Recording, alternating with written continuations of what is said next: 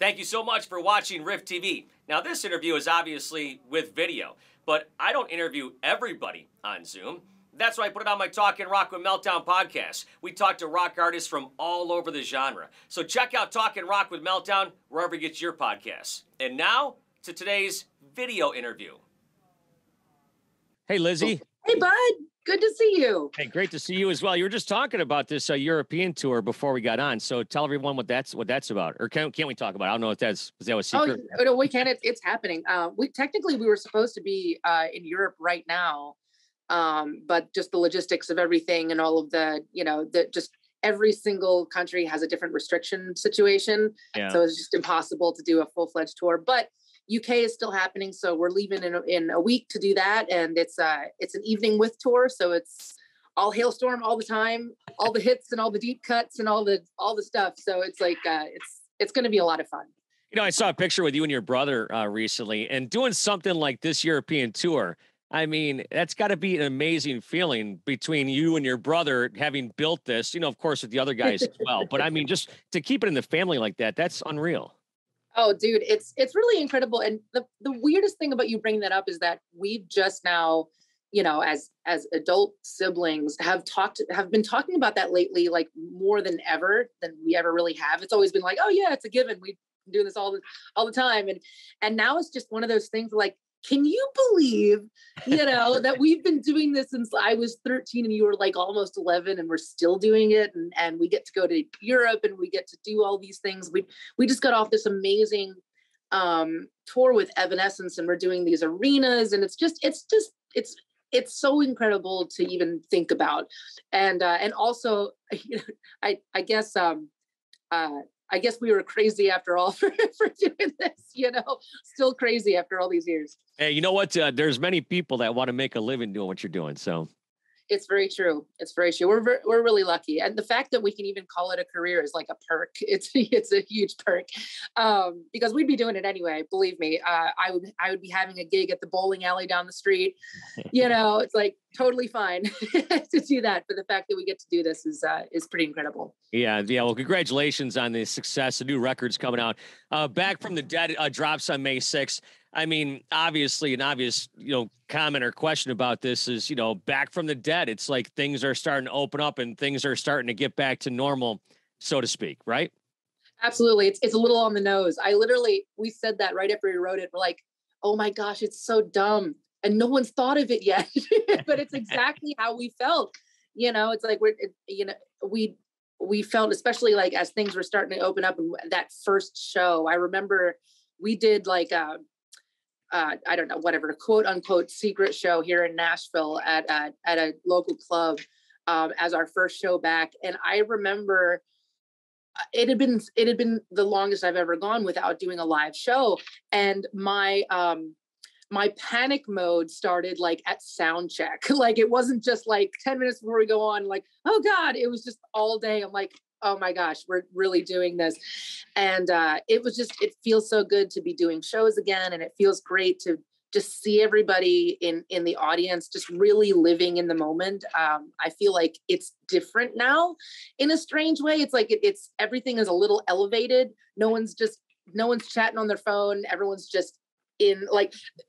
going to a show like it's going to be their last show. It's pretty incredible. Yeah. I talked to Slash about this a couple weeks ago, but it's like, yeah, it is. You kind of took it for granted at one point. You go to shows, you tour, go to sporting events, do whatever. And all of a sudden it's taken away from you solidly for like a year and a half for some people. Yeah, and now it's like, it's starting to kind of come back on the 2-year anniversary. And you were just talking about that tour you guys did with Evanescence. Of course, there was a little bit of a hiccup in there, but you got all your dates in. We did. It felt like everything was being thrown. The universe did not want us to finish that tour, but we did it anyway. Just so many things were happening. The beginning of the tour, my brother smashed his hand with a hammer. Now you've met RJ, so he can play with one hand tied behind his back. It's totally fine. I've never worried about him. And then in the second leg of the tour, right after Thanksgiving, my guitar player Joe sliced open his finger. And then we had a bus fire, and then there was COVID, and there was all this stuff. And we're like, what is next? Aliens? Like, Jesus, like we only have a few more shows. Now, this record marks the fourth year since, you guys put out a record. So it's been a while. But then again, some guys have, some bands have actually been holding back material. Was there ever a chance you guys might have put some stuff out during the pandemic, or you think that this is the timing, this is the way it's supposed to be? We did think about that. We thought about trickling it out, and even if something wasn't necessarily going on a record, we thought about the EP situation, and then it just for whatever reason, it just never really lined up, and mainly because we were having a hard time getting together. Like when we first started writing for this album, it was like a relay race. It's like, okay, I would pass the baton to Joe, and then we'd pass it to the rhythm. Say, like, do you like this? Do you not like this? What is this? And then when we finally got into the studio and we were just keeping our bubble tight and together, like, oh, this is the way it's supposed to be. All right, let's just keep going here. And whenever it's done, it's done. And the funniest thing is that we kept adding things to the pile. We literally finished making the album 3 days before we went on tour. So we just kept pushing it and pushing it and pushing it. And then finally, we're like, okay, we have to be done now. We have to be done, and I'm just so happy to have new music out. I'm happy to be releasing things. It's been a while since having that feeling. So I was going to say, what is that feeling of putting out a new record? Myself and probably people watching or listening to this have never had that feeling.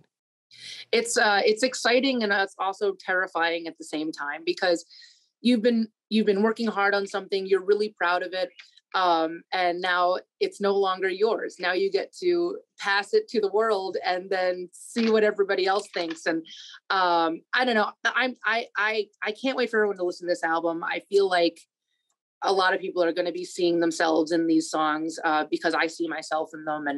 And as we all know, if you or I are going through something individually, there are millions of other people that are going through that same thing just like you. So we're not alone.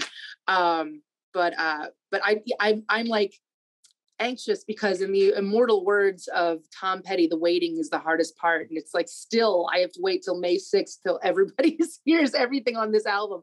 So it's going to be exciting. It's going to be exciting. Now, how many songs from the new record are you incorporating into the set? And are you getting a vibe from some of the ones, and maybe some aren't working and some work? I mean, the Steeple, obviously, that's got to be a crowd rocker for sure. Yeah, it's funny. We haven't played that out live yet. We're going to be doing that for the first time in about a week. And yeah, I mean, I hate saying this stuff out loud, but it's like when we were writing for the first time ever making an album, it's like we would be listening to the song, and I already know where the audience is going to raise their horns. I already know where they're going to, yell here. I know when they're going to grab onto the chorus, and I'm interested to see if I'm right. that's where I'm at. Like I want to get on the road and be like, did I do that right? But it's interesting, because usually when we make a record, we make the album, and then we go out on tour, and then we figure out what the moments are. Like the audience is going to tell us what the moments are. And this is the first album where I'm just like, I think I know where all of the moments are. So I'm looking forward to either being proven right or pleasantly surprised, because the audience has another idea in mind. So yeah. Is that just because you've done this for so long and you can kind of feel out the crowd when you're up there? I don't know. I think part of it is that, because, just stemming from experience. But I also think just the way that we made this album, and without having any of that live outlet, we kind of brought the arena to the recording rather than the other way around, Mm-hmm. And I just think we didn't really have a choice but to put all of those moments in and try to, I guess in a selfish way, kind of satiate ourselves, and that, fill that void that literally cannot be filled with anything else. Believe me, we tried. The beer doesn't do it.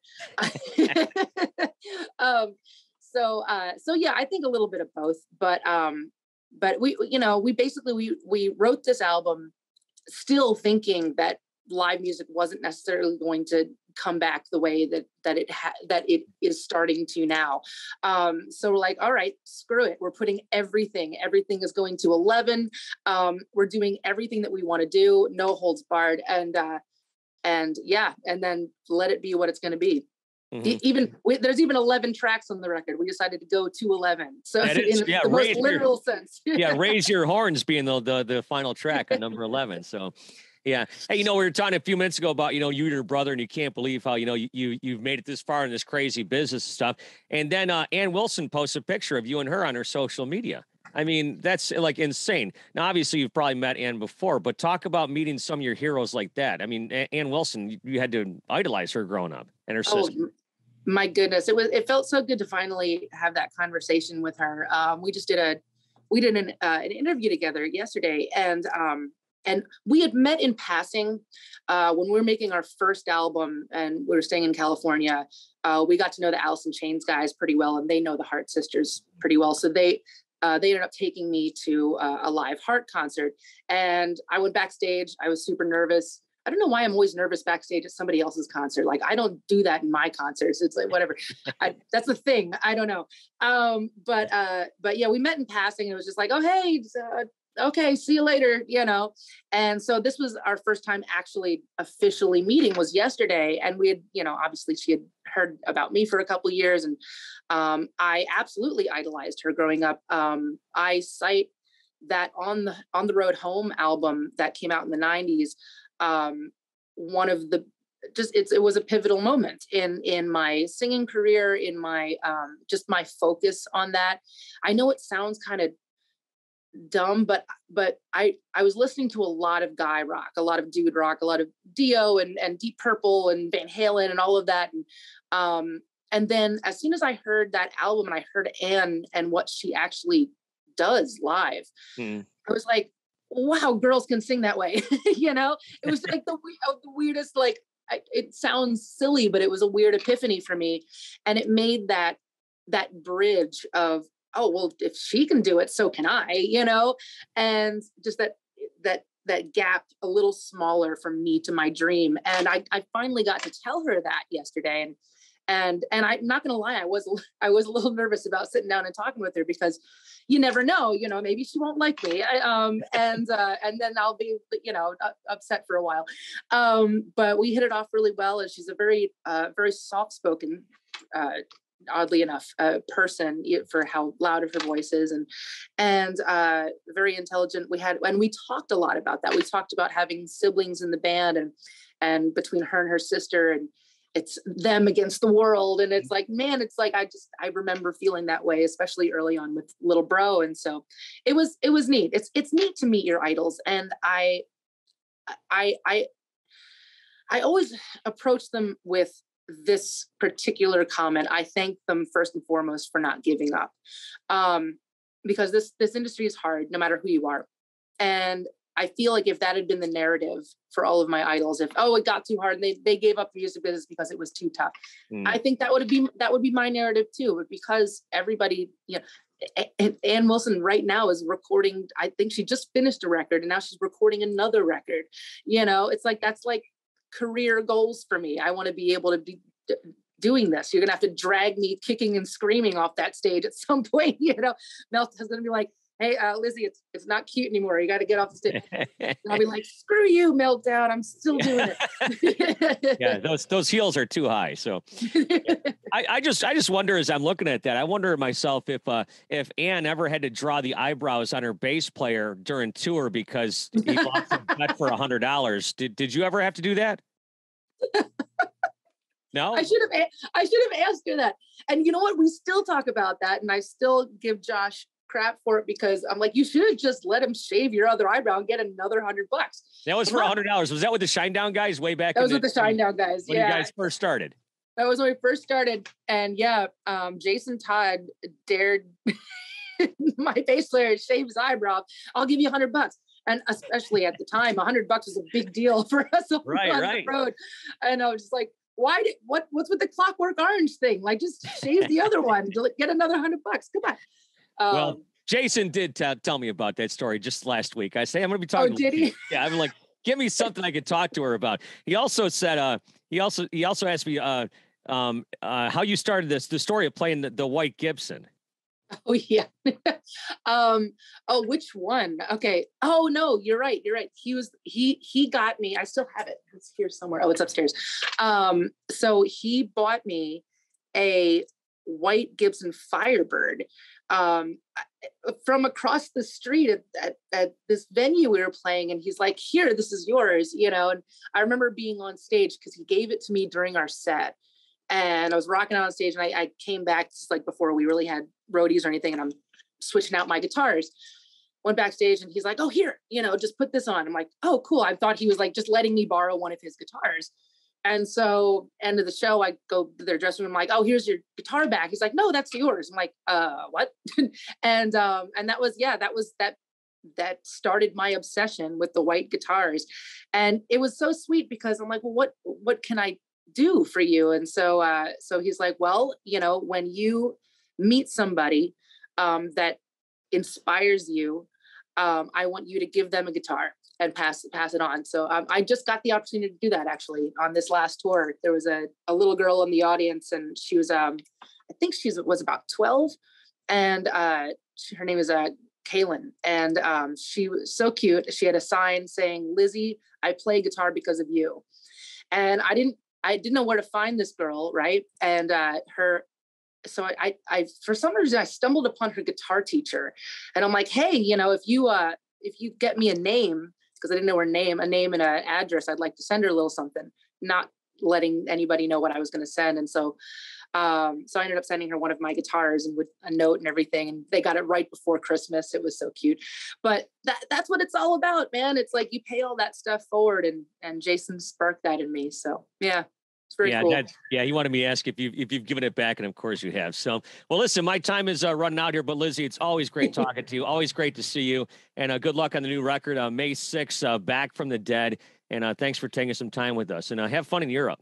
Oh, thank you, darling. Hey, the pleasure's all mine, and thank you so much for everything over the years, Meltdown. Love you, and I cannot wait to embrace you in person. Big hugs are coming your way. That makes two of us for sure. So I appreciate that, Lzzy. Thank you.